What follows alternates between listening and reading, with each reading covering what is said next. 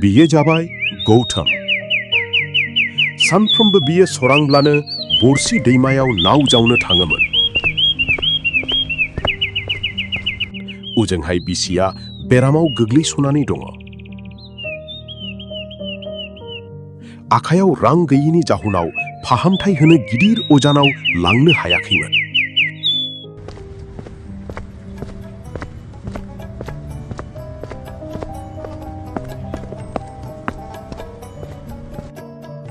हाब बाहा थांनोब्रा गौतम?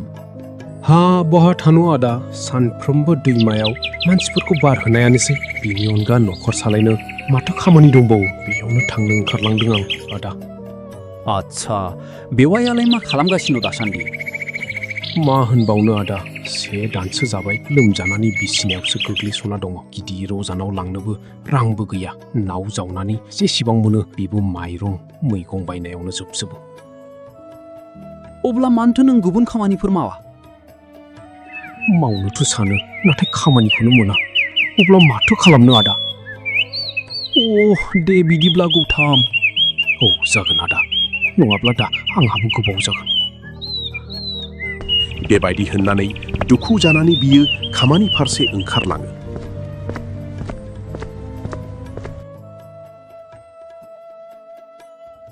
दे बेसादफोरखौ नाव सायाव दैखांदो।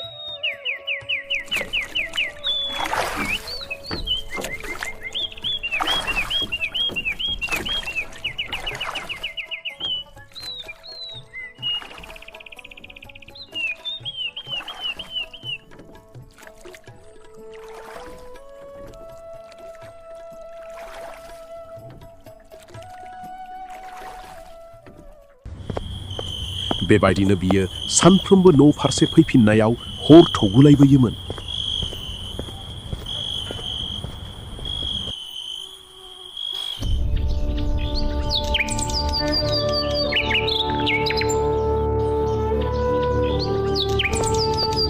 अखानायैबो सोरांनाय लोगो लोगो बियो खामानियाव ओंखारलाङो।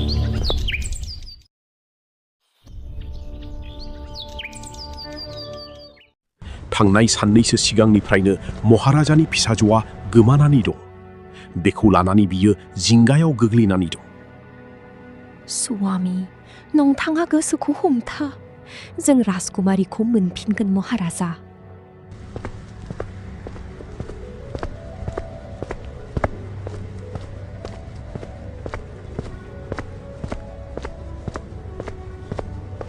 महाराजा, महाराजा।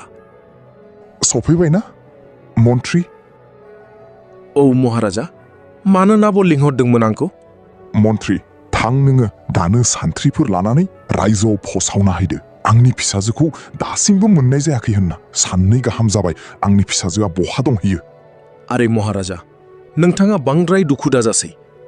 आं दानो रायजोआव थांनानै फोसावहरनोसै।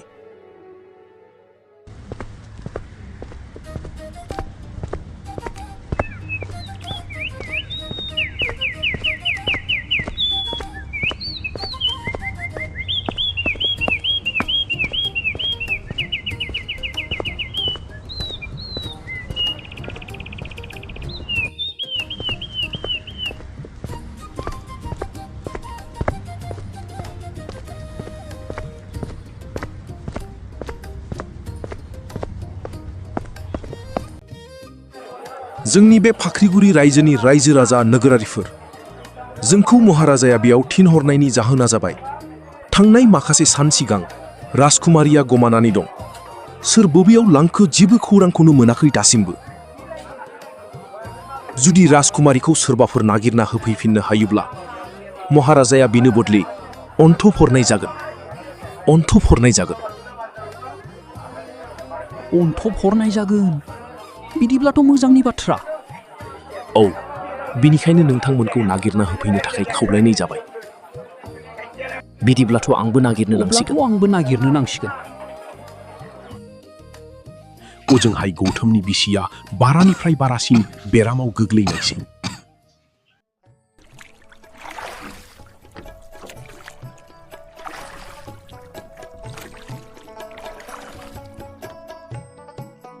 आच्छा गौतम, नोंना बिसिया लोमजाना दंमोन ना?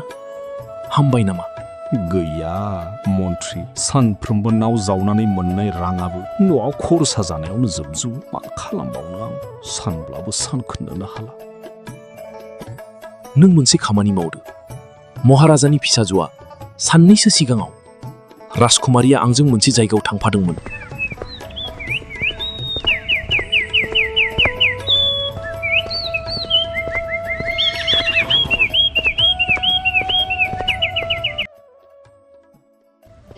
गोजान लामा हान्थिना मेंनाय मोननायलाय आं दसे जिरायथ'दोंमोन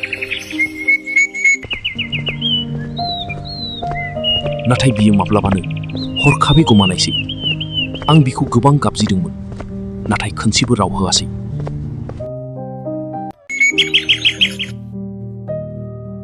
हाब बहा थांखो होमबा राजकुमारिया महाराजाया आंखौ साजा होसिगोन आं राजकुमारिखौ मोनाब्ला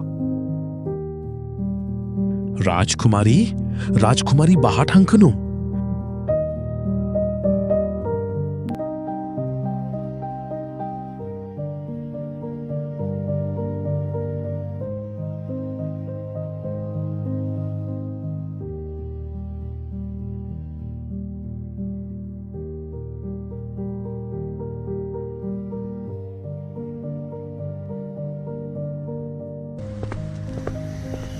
मना लायनाय राजकुमारिखौ नागिरदोंमोन आं नाथाय बिखौ मोनबोआसै बिनिफ्राय आं मेहेल फारसे गिदिंना फैफिननायसै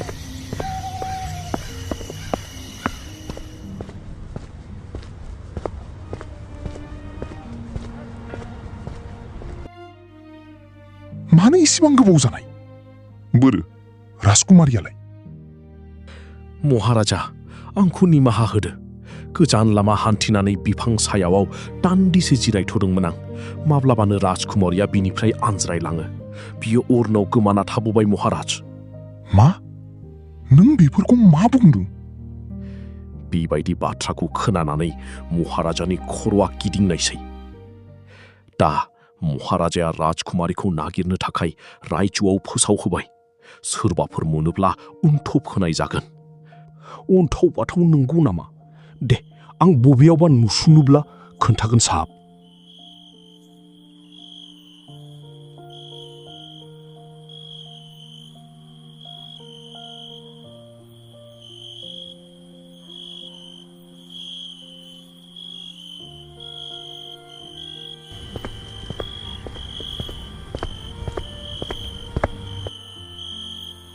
आदामोनालाय बिदि हर थलायनाय बेयाव थाफेरा दिनैलाय मा खालामखोलै आदामोन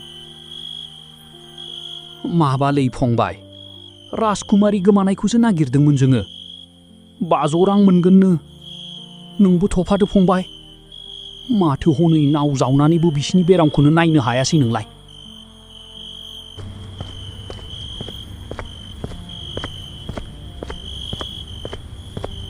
बियो लामा लामा सानबोनायसै मा खालामबा गाहाम जागोन राजकुमारिखौ नागिरनो ना सानफ्रोमबोनि बायदि नाव जावनानैबो बिसिखौ फाहामनो हायाखै दासिमबो नाथाय नाव जावालासिनो थाब्लाबो सानसे अखाय हाबना थानांगोन बियो सानै उन्दुनो ओंखारासै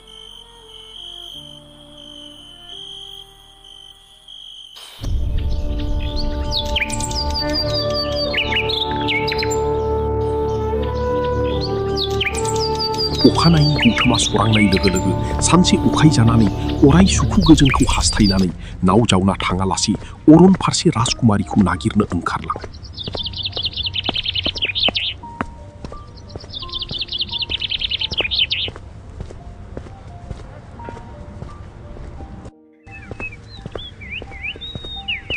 गौतमा मन्थ्रि थानाय जायगायाव सौहैनायसै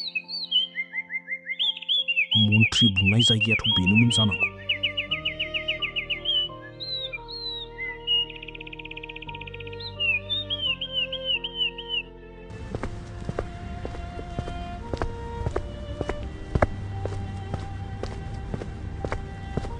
राजकुमारिखौ नागिरैनो सान हाबलांलायबाय नाथाय दासिमबो जेबो राजकुमारिनि खौरांखौ मोननो हायाखै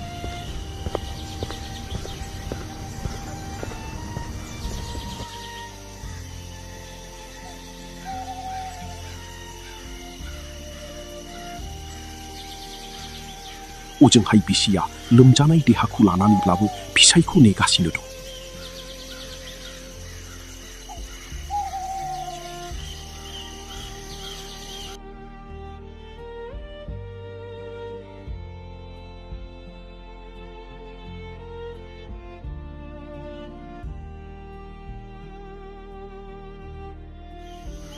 गौतमा अखाय हाबनानै अरनावनो उन्दुनायसै।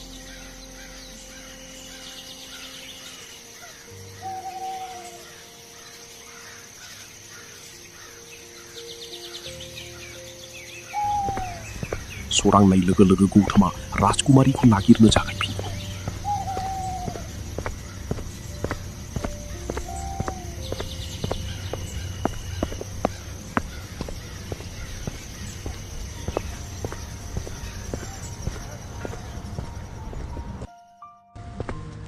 बेबादिनो बियो जेबो जाया लङा 7 सान अरनाव थानानै राजकुमारीखौ नागिरबाय थायो।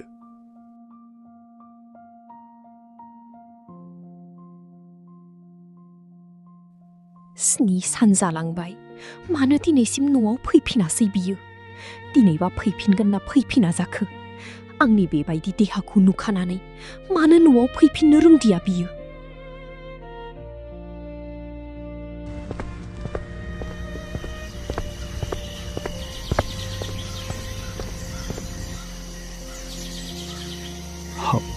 दिनैजों 7 सान बारलांबाय, दिनैसिम राजकुमारीनि जेबो खबर मोनथिनो हायासै।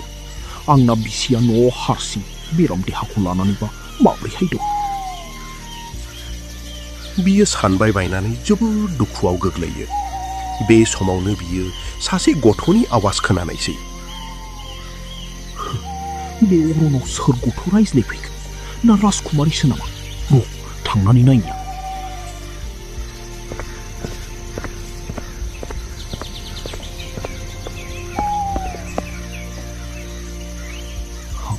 बहानिफ्राय फैदों आवाजालाय?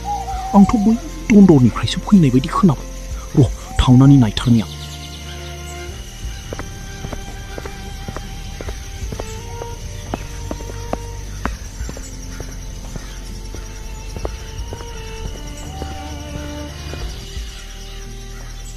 बेयावनो दं जानांगौ राजकुमारी। राजकुमारी, राजकुमारी, सिङाव दङब्ला बायजोआव ओंखारबोलाय। अब्लासो राजकुमारीया बायजोआव ओंखारबोनायसै।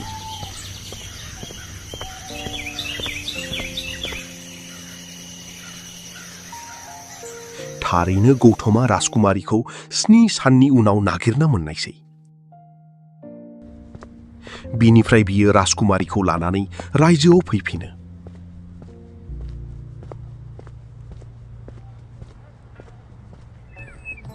हनै गौतमा राजकुमारीखौ लानानै फैगासिनो। बिदिब्ला गौतमा 7 सान राजकुमारीखौसो नागिरहैदोंमोन। गौतमखौ नुनानै गासैबो गोमोजोबनायसै।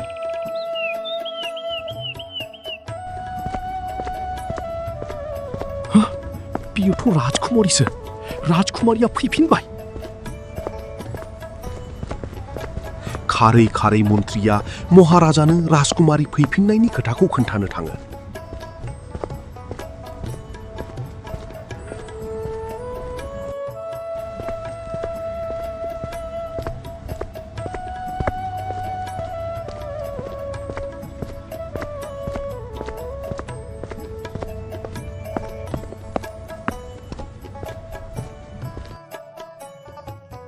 बिनिफ्राय मन्त्रिया राजकुमारी फैफिननायनि सोमोन्दै गासै बाथ्राखौनो महाराजानो खोन्थाजोबनायसै।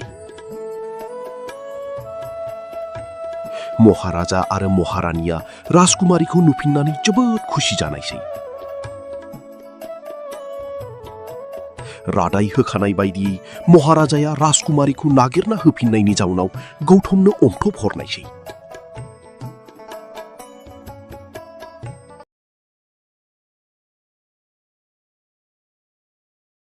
गिदिर अजानाव फाहामनायसै। बिनिफ्राय गौतमखौ राजमहलाव राजकुमारीखौ बेंनायनि खामानिबो मोननायसै। गौतमनि बिसियाबो मोजां जाफिननायसै।